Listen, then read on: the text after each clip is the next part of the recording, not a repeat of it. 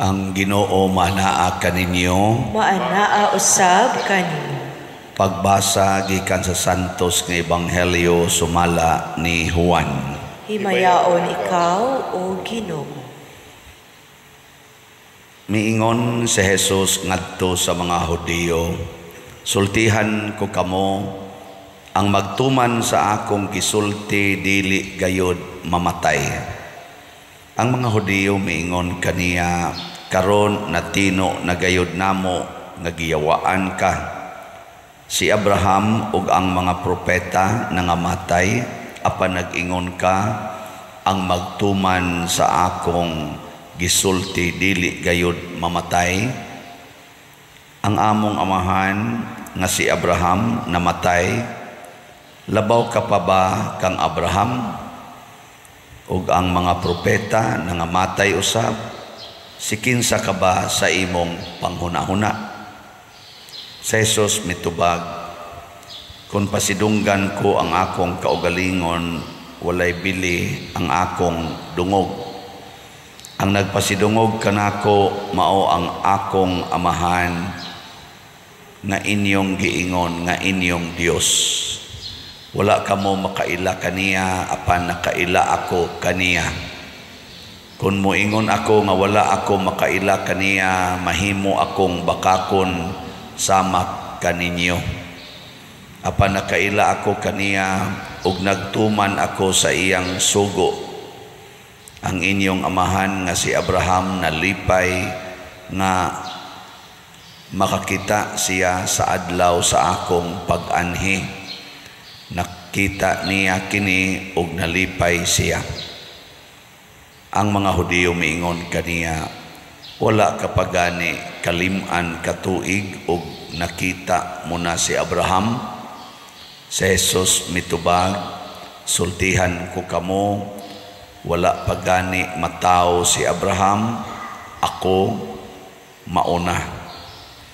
Ug namunit sila't mga bato aron siya ilang batuon, apan mitago si Jesus ug mibiya sa templo.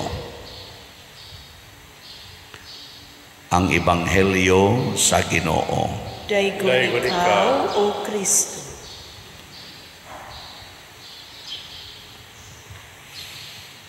Nga idaghang magpatabang nako nga magampo aron mulampos ang ilang negosyo, nga dako unta og halin, daghan unta ang customers nga mopalit sa ilang produkto. Niya human mo text dayon, Pader, salamat, daghan kayong halin nako niya palit na mog slot na mamalit sad. Si Jesus na maligya sa siya produkto niya, unsa mang produkto niya, ang iyang pulong, matod pa niya, ang magtuman sa akong mga gisulti dili na gyud mamatay. Sa inyong paminaw, kanang klasihas produkto halinon ka na, daghan ka mutuo ana, ha, ilingi ay mong tupad ing na tuo ka na,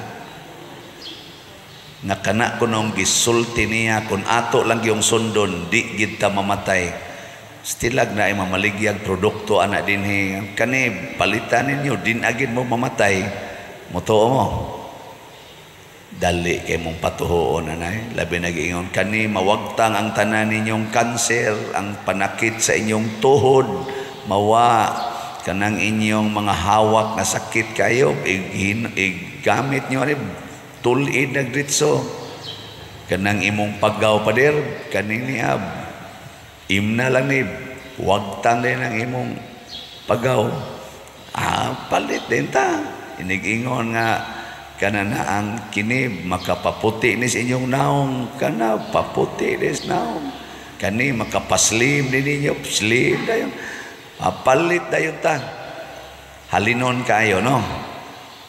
Pero si Kristo di man produkto, di man katong mainom, ang iya ang magtuman sa akong gisulti. kana murag lisod kay nahalinon. Bisan gani ako din sige kog sulti pamalit mog slat aron mo malangit. Wah, lisura halino noon. Aw na sige no mo palit pero di kayo daghan. Mura bag mo duko lang ba? Ana. Basta kanang atong isulti mo ituhuan lisod kayo. Kanang na produkto kanang tagay ko. Mao tanang uban maingon pader. Asa man nimo i-deliver ang slat kung mapalit ko? Nako, wa man ko i-deliver siya. Wa de nay ko andi ay, wa de ko madawat ana, igpalit nako nako. Wa oy, grasya sa Ginoo ang imong madawat. Di na gyud mo takes og balik. Iyang unahon na. Wa man de madawat ana de. Nako bag na atoy item nga souvenir ba ana.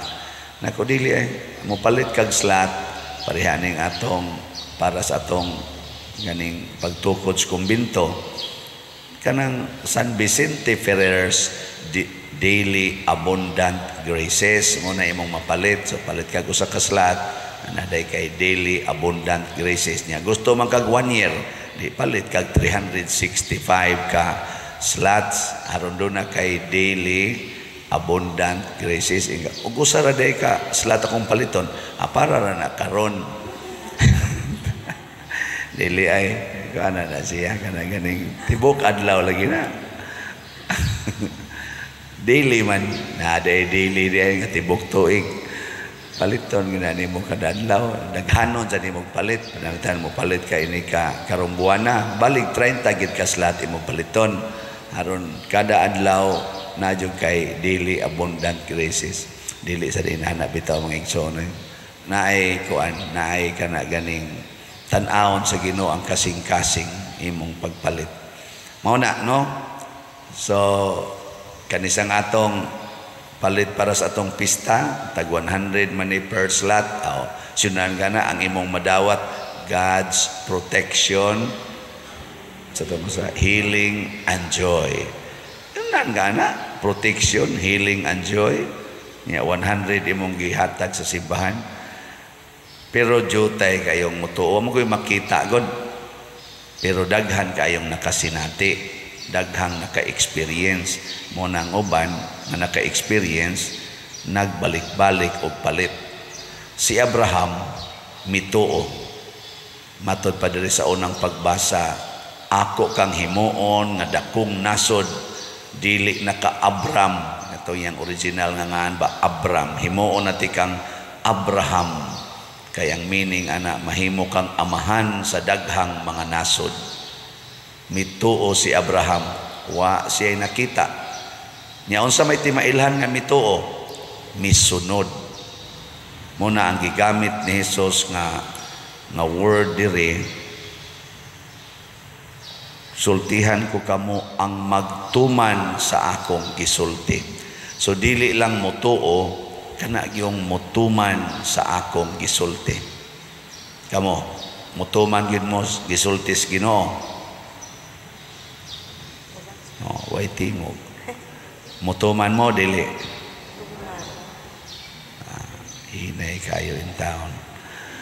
Kanang moingon ang Ginoo nga biyai ang imong amahan og inahan og sunod kanako. Tuman mo na. Tuman dili. Ay na pagsigig kwenta. Kung maingon ang Ginoo, biyai ang imong mama o ang imong papa, mutuman mo dili. Nagapanagana na. Muna si Abraham, wagi panagana, kita mo kwenta pa, unya, ugdi na ko. Unya, masakiton na ba na? Unya, saan na? Ato mang kwentahon, atong analyson ang pulong sa Ginoo, musangko ta nga dili makatuban.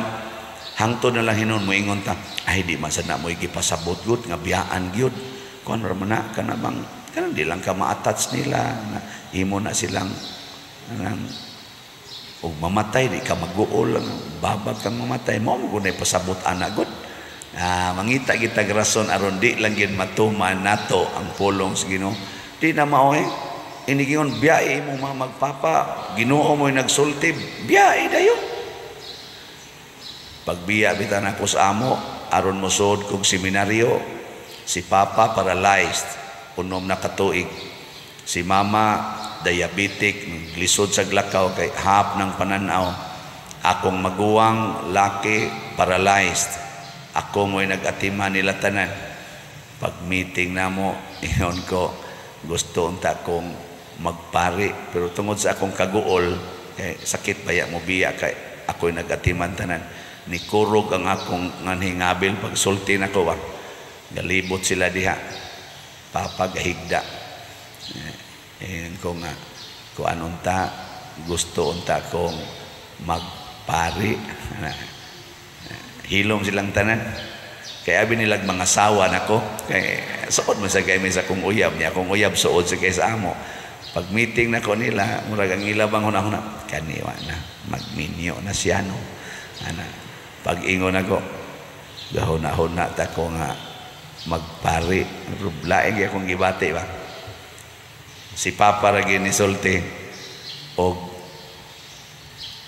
biyaan minimo kinsa na may mupakaon namo nga ikaw may gisaliga namo tanan.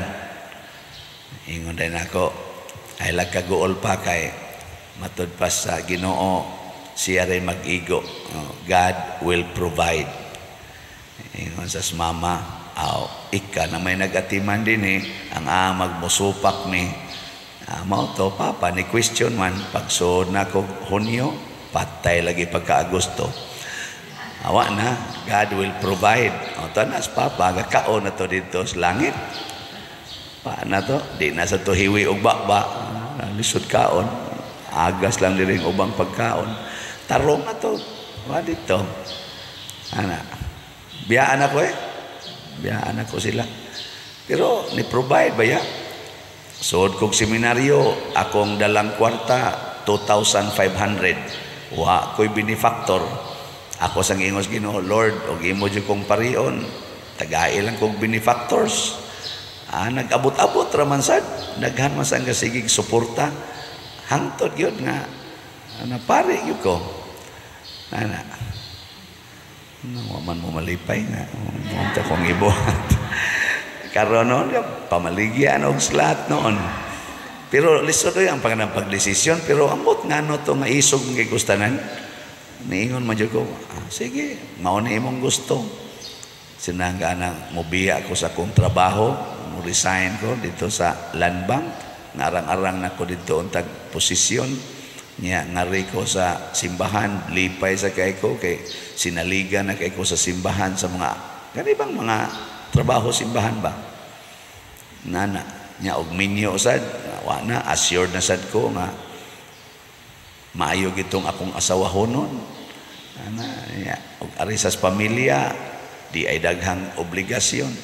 Pero mao na og muminaw tas Ginoo og musunod ta niya na ay kaisog ba, wa tay kabalaka, na aning gitawag og inspiration. Kana konduna natay disposisyon. Kaya ka naman kong inspiration sa Ginoo, mag-agad sa disposisyon. Pasabot, kondisyon na ba ang imong mind o ang imong kasing-kasing? Kondisyon na ba nga mutuman gyud ko sa pulong sa Ginoo o naay gamayng question mark? Dili ka operate ang pulong sa Ginoo, ang Holy Spirit aron pagdasig nato kun ang atong kasing-kasing o gunahuna naay gamayng question mark. Gilingi ay mong tupad. Yung namutuo ka nga kung mupalit kag slat na agyo'y kalipay. Ay ka na ba? Yung na ka na. Nya labi na yung ihurot ni mong palit ang tanan ni mong kwarta, ipalit ni mong slat na ay daghang moabot. Mutuo ka na. Istorya. Kung ang tanan nimong bahandi ihatag nimo sa mga kabos nga naay daghang moabot nimo, siksik liglig umaapaw matud pa ni Kristo, tuo mo ana.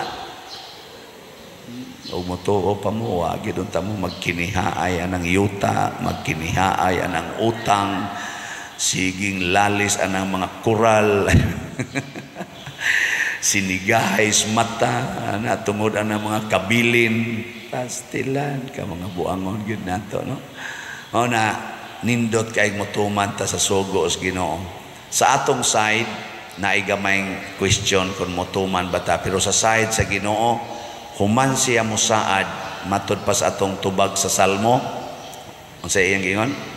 Ang Ginoo nahinumdom sa iyang kasabutan. Tanawa, wa na mo kahinumdom. Ang Ginoo mahinumdom gina sa iyang gisaad. Di gina niya pakyason. Muna moingon bitaw ko, ako gining balik-balik og sulti kay haron inyo ning ma-check kung tinuod ba. Wa pagyud ko kakitag tao nga tinuod nga nagsigig ampo, sigig buhat sa sugo sa Ginoo, nya nagbinuutan, naglikay sa sala nga ang kinabuhi ni bati. Kana bang nag-anam og kabati ang kinabuhi? Wa gyud ko kakita. Ang nisunod pagos Ginoo nga mipili gyud bati nga kinabuhi, minindot lang gyapon. Sama nila ni Mother Teresa, San Francisco de Assisi, Saint Vincent de Paul, sila si Saint Agustin, kanay San Vicente Ferrer, San Isidro Labrador. Nipili sila sa bati nga kinabuhi, bisag naagi doon tayo option nga munindot, pero bisan pagipili nila ang pinakabati, ninindot lang yapong kinabuhi nila. Kaya nga naman ang Ginoo na hinumdom siyang kasabutan, samas gisulti ni Abraham, kung inyong tumanon og sa imong tumanon og sa imong mga kaliwat ang akong mga sugo, ako gibong himuong labing dako nga nasod, mabungahon og dili mohunong ang inyong matapos ang imong gingharian.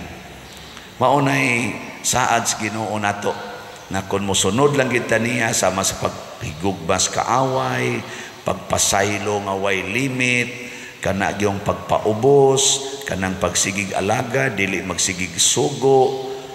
Kung tumano na nato tanan, pasti lang ninduta gyud kinabuhi. Karon daghan manggamo pagkapait kinabuhi pader tungod aning gubat, tungod aning krisis, tungod aning mga problema karon pait kay tanan pader. Mura na kog mabuang, wa na jud koy kadasig. Nakwa usaray sulbad ana. Sunda ang Ginoo sa tanan niyang gisugo. Di ba ka mamalika sa inyo siya? Padagsa nako hunongan na. Ikaw minyo man ka, di ka magsigig away sa imong bana. Siya na bugoy sa kina kong bana pa diri, mayaw-yawan gid pa din ako. Ayaw nagyaw-yaw. Ikaw bana naman kay asawa, di ka magsigig tan-aw sa laing babae. Parihan mo pa dir kakita sa taglain. Awa man ko'y asawa, okay ra ko, ikaw naman kay asawa, diha natutok sa imong asawa. Pag tinarong ba, pare, sama ka pa dir, wa baka magsigig puyo anang kadato, imo bang gipuyan ang poverty, chastity, and obedience. Yes, wa jud kay depression isip pare. Mabungahon kay kastanan, pero sige kag supak-supak, imbis poverty magdato na kag maayo, imbis chastity sige lang kag tukhang diyan kinsay available, imbis obedience masinupakod kayo, dryness yung kang pariya ka, bisag obispo pa ka, bisag cardinal, bisan pag santo papa, basta mo supak sa Ginoo, muugag yung imong kinabuhi. Na ako din badlungag ko ninyo kung nana ko'y pagsupak-supak sa Ginoo. Pwede na ako mong supakon, pero Ginoo dili pwede supakon. Nang mo supak ko di usahay nga mo ingon mo, pader, pwede bisahan ang patay kada gyud gabi. Ko ayaw lang, tulo lang kadlaw. Musupak ko ana usahay. No. Ngano man. Basig mahimong tuo-tuo na kada gyud gabi misahan ang patay maluwas. Yawara bagi na simba-simba ng pataya katong wap mamatay. No. Basig mahimong tuo-tuo ba nga maghuwat lang tag mamatay kay pamisahan daig maayo. Igo na ng tulo ka misa, nya ikaupat lubong. Nya ayaw lang sa kay hayaag dugay. Kay basig gatuo mo nga haya og dugay maluwas. Dili.